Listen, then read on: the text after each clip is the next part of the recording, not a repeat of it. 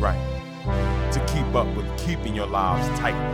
Tight as in being right with the truth of true insight. Who of you want to do things right? Who of you want to truly succeed in attaining all in that which is your need, to be heard by the real answerer of all deeds, the true hearer of all whom pleads? Who of you really want to bow down to the true King of Kings commanding the crown, to worship the one that ever rules alone, commanding everything of creation from the seat of its throne? Good afternoon or good evening. Welcome to an A.H.A.D moment, the calm before the storm. I'm Fakir Abdulaziz with you today, and with me, as well as with you all, is Lord Holy-Apostle Deen Saleem, the messenger prophet, the Lord El, the true real reality of our world's day, with the Lord coming and speaking to us in clear language and understandable language. Man, He's peace and other blessings. Yeah, He's peace and you. That's your praises, yes. Well, before we came on camera, we were talking about prayer. Mm-hmm. And the function of prayer, why we praying, and mainly how we should be praying and what spirit it should be in.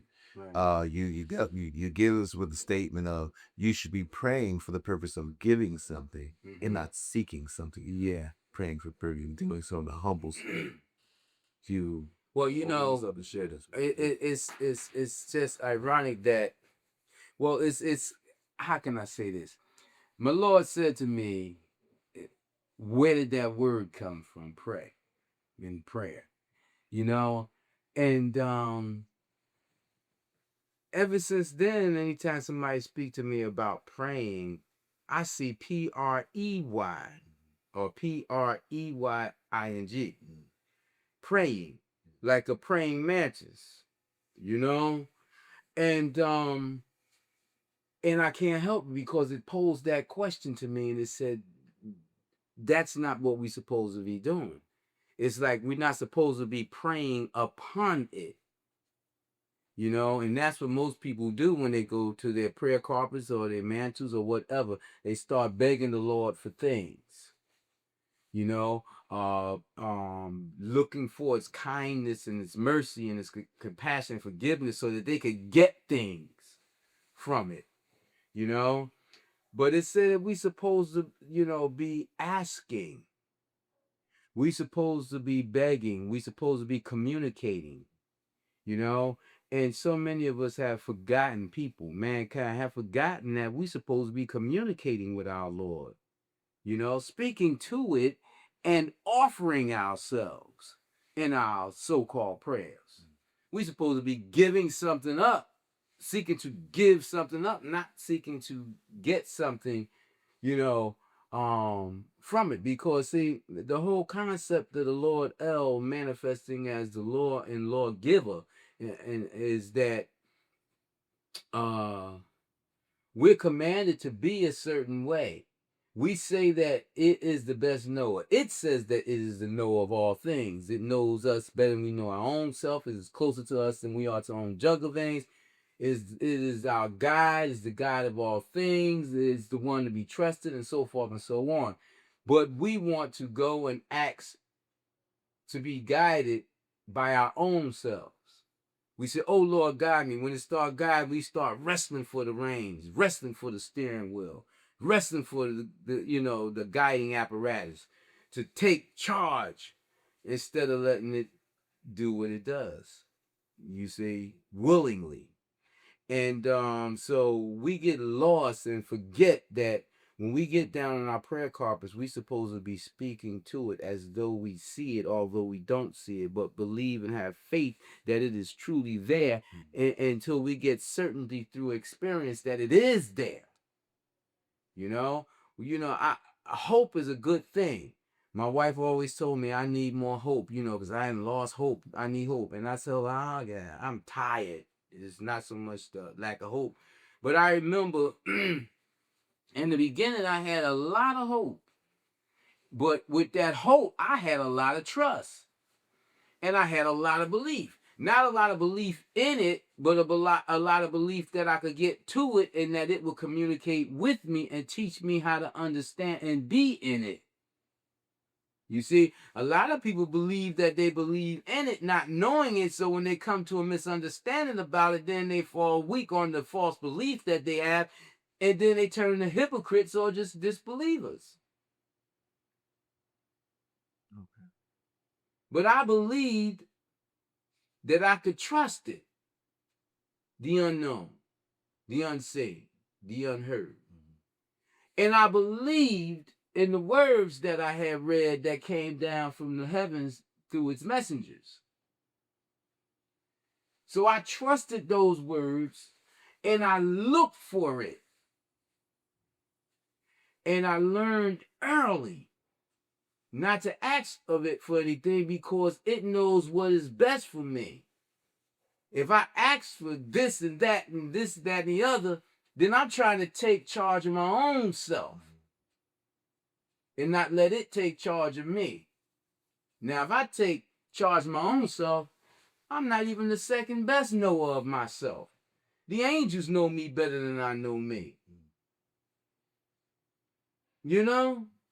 So I learned to seek to give of myself so that it would guide me. And in my prayers, on my prayer, so-called prayer carpet, I would not beg for his forgiveness and things like that, so much so as be ashamed of what I had did and ask for his mercy for what I knew I did was wrong, you see? Because see, a lot of times you can go ask for forgiveness, go do the wrong thing again, then ask for forgiveness, do the wrong thing. You got to beat yourself up. You know, you can't be going to the prayer carpet playing. It knows everything about you, everything of your mind, the essence of your mind, and the essence of your thoughts before they are configured, you know? And so it's not a place to play. It's a place to be most serious, you know? And when you speak to it most serious and speak to it like it's there, like you know it's there. But beg it for its mercy and protection because the devil is there too. Your devil. And if it try you with your devil because you say you believe and then you fail, don't blame it. You said you believe, so act of belief and faith. You know? Well, you mentioned trust, and I remember an early encounter, which I think that was a question that I approached you with that involved the term trust. I remember your answer being just trusted, or in effect, the trusted. I want to go further with that because I would say that's still a thing that many people who are under the illusion that in our own minds and the illusion of us doing things that we are independent. And so we depend upon ourselves, the habit of depending upon doing something. Is there an exercise, maybe as a young man, as a child, that you uh, came across to develop trust, to increase that trust? There was an exercise, and when I say it to you, you're gonna think about Abraham. You know, fear was my exercise. I learned to fear it. I looked for evidence in things in my life that let me know it was there and that it was responsible for certain things happening to me and that I had no power over it, no control over it. So I learned to fear it. And by me learning to fear it utmostly, I learned to trust it because in my fear of it, it raised me up in love. Because in my fear of it, I respected it. In my fear of it, I honored it. So it loved me. It rewarded me. And it gave me trust. And as I went on in my trust, I gained faith. So I had faith that it would protect me. It would guide me. That it was real. And it was the one that I was supposed to call on, that I had called on, and had showed me how it would guide me, that it would guide me if I trusted it and had faith. And I kept that faith. And through that, it just gave me belief.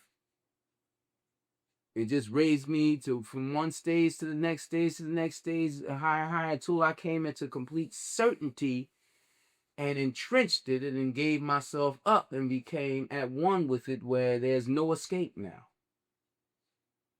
There's no second guessing. There's no wonderment.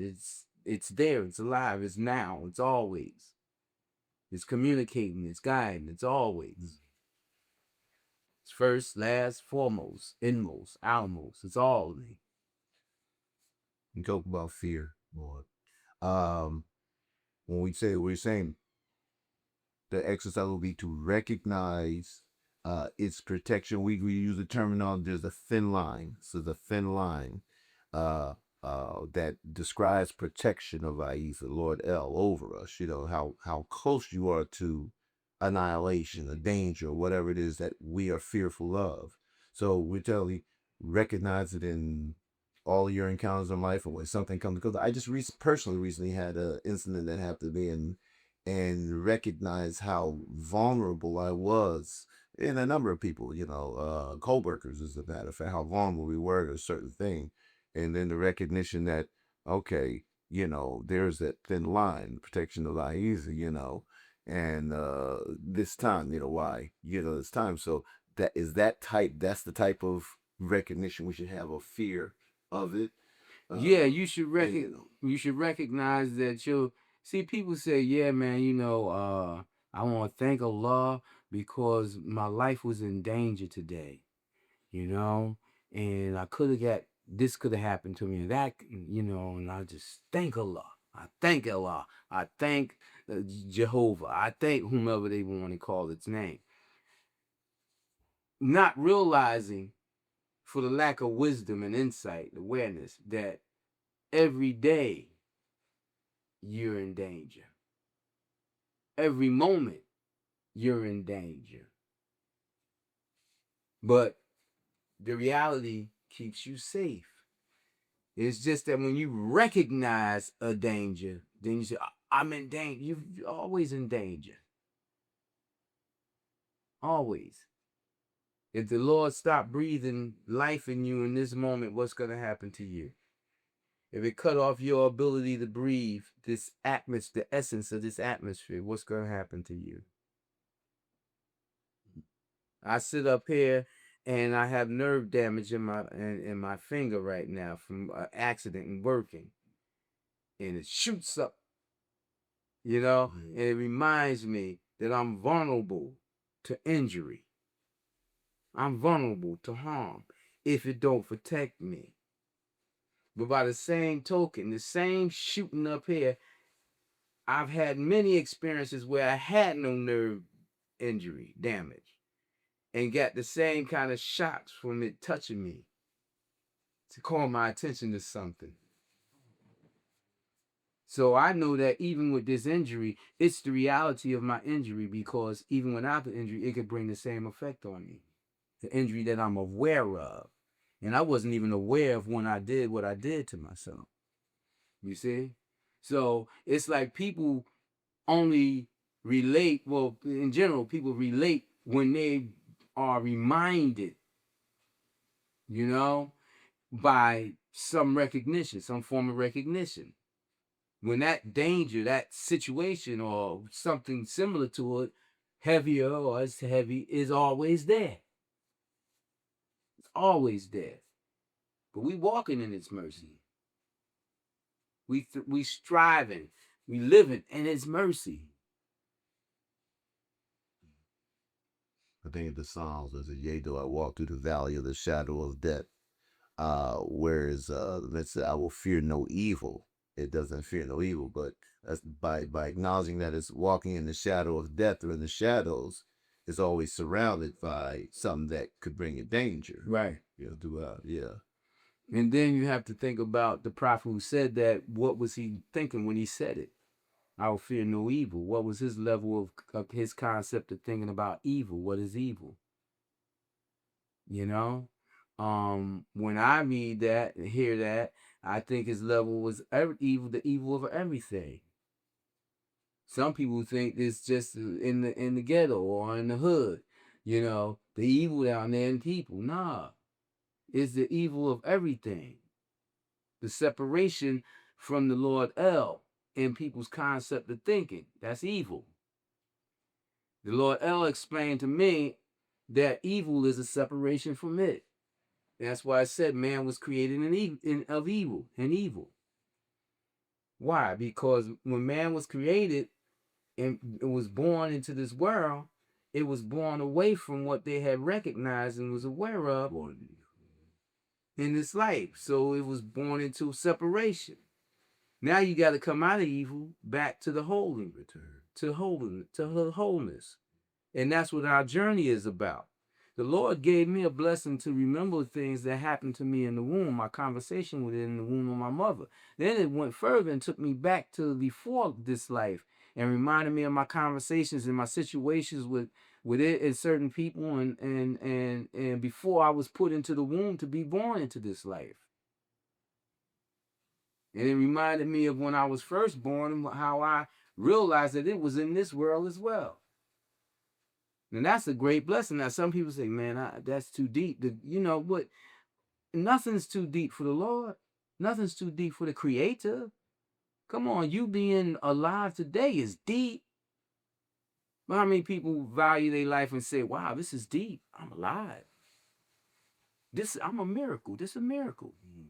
Hey, I've been looking for miracles. No, you're a miracle. Yeah. The devil got you looking away from yourself for miracles. I'm looking for a miracle. Everything is a miracle. Yeah. You know? I mentioned, I remember an analogy of back earlier in my studies in Islam. There was an analogy I encountered, I don't know if you read, of our being born, being matter of fact conceived. You had these billions of sperm cells, and out of the whole billion, one sperm cell fertilizes one egg. So it's like that's a miracle that you're the one out of a billion. It's just a chain of life, and you were selected. Before you came into the level of that sperm cell, you was already selected. With the Lord, there's no miracles. It's just things that it does. What we need to do is look into the word mirror and find out what it's talking about. Is it like mirror, like mirror, like a reflection of the self, or what? Because see, like they say, self-preservation is the first law of nature, right? Now the Lord come and people say self-preservation. They thinking about their own physical self, and the Lord said, "Oh no! Self-preservation being the first law of nature. I am nature, and it is my law to protect or to preserve myself. You are a part of myself. The first law of yourself, of your being, is to preserve me. Therefore, I bless those who remember me much." When it's speaking the Holy Quran, it don't say those who pray much. It says those who remember me much. Remember it much. Remember. Rejoin. Rejoin, bring back to unity. Bring back to unity, bring back to life. Bring back to life. Preserve the awareness of the real that you reflect. It created creation to reflect itself. And it created the creatures of creation to worship it in that reflection. It's all itself. It preserves itself in everything. So if we get in harmony with that, then it's for us to look into that preservation of it and being of it. That means harmony with it.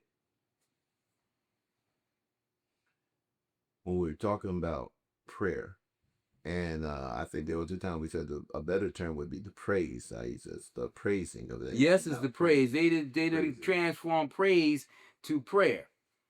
Yeah. Praise means to upraise, to extol. That's what it's all about. Worshiping it, raising it up, appraising it. Appraising, valuing it, turn to praise. Extolling it, turn to prayer. Praying upon it.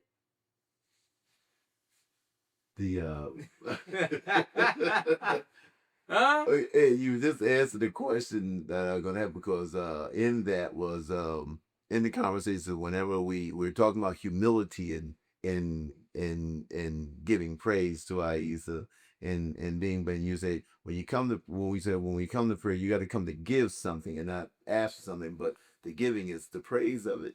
It's Yes. the praise of it. It's just, the giving is the praise of. That's one of the giving, and the other is in your trust of it. You're honoring it. You're worshiping it. You're extolling it. You're holding it such loftiness that you give your whole being up to it. You make it more important to your whole being, and you give yourself up to it.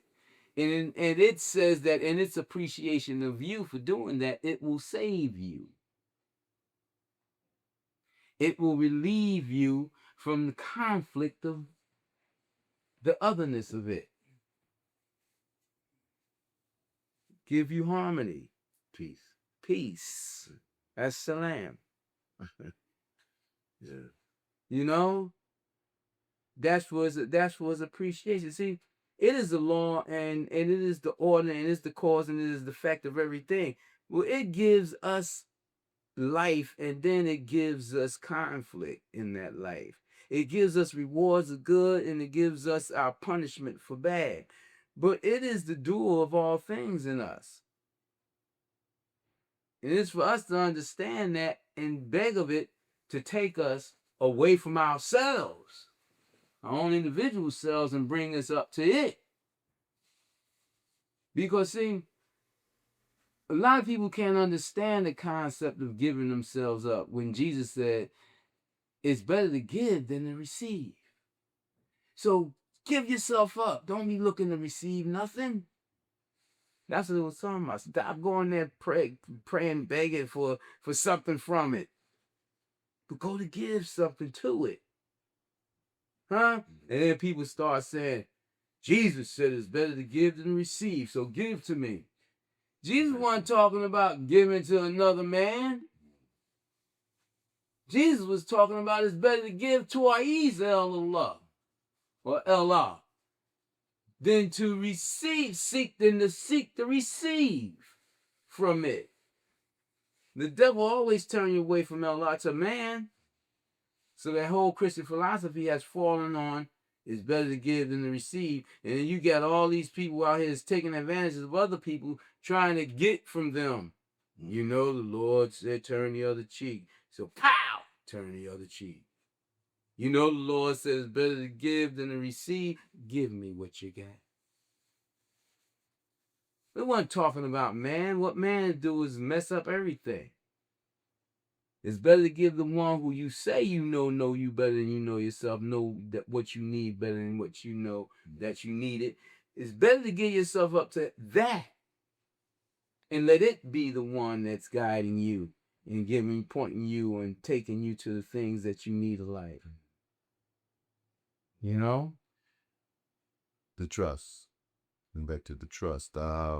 When an individual might be on this journey and in the trials of life and his return to Ahezaah, how wrong is it? How much of an error is it for him to assess himself, to sit around there and assess, well... Oh, you're not the judge of yourself. Ahezaah tell you that plainly. You know? It says that it is the judge. It's a true judge. You can't judge yourself.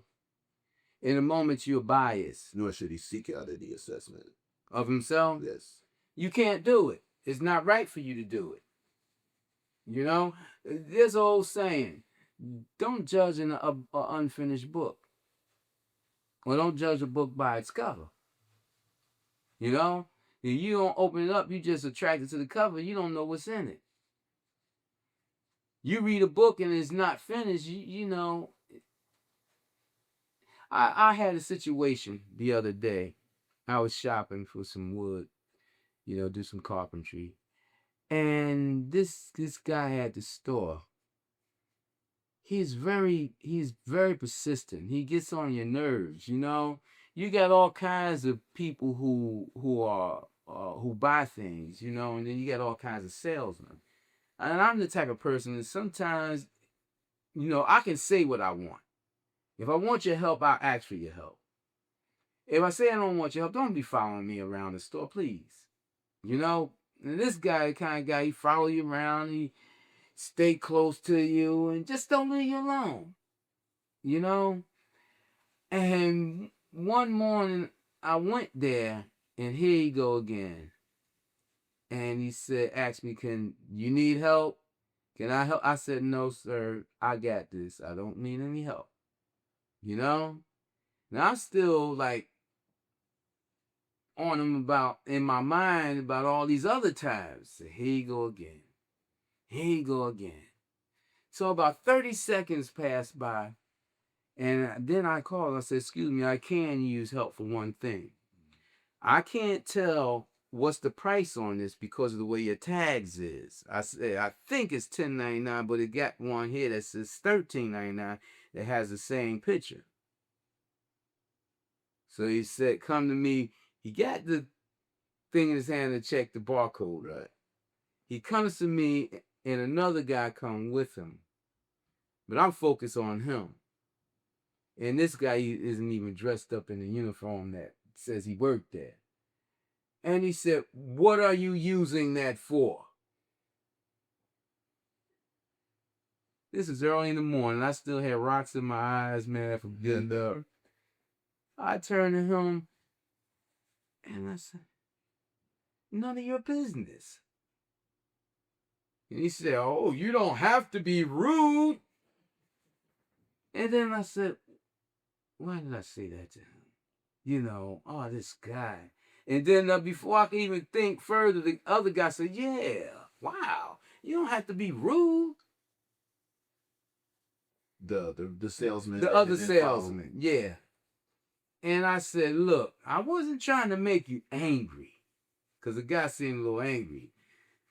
But I just want to know the price on this. And he said, but you don't have to be rude. It's $10.99. And they walked away. And I'm like, oh man, you know, he's right. I didn't have to be rude. I went to walk away. I said, but I wasn't rude. I told him, I answered him what I wanted to answer him. None of your business. Leave me alone. I told you I don't need your help. I just want this item. I want to know how much it costs. I mean, I could have wrote a whole book answer to him, right? Then when his boy came back around the corner, I went off on him for jumping into the conversation because he came at the tail end. He didn't know what was happening. But we're going to have to go. I know my time is up for this half an hour audience in New York. We love you. We'll see you next week. And as a matter of fact, this ain't even my show. And we'll see you next week, man. This peace and other blessing you. Think about your presence. Who of you want to do things right? To keep up with keeping your lives tight. Tight as in being right with the truth of true insight. Who of you want to do things right? Who of you want to truly succeed?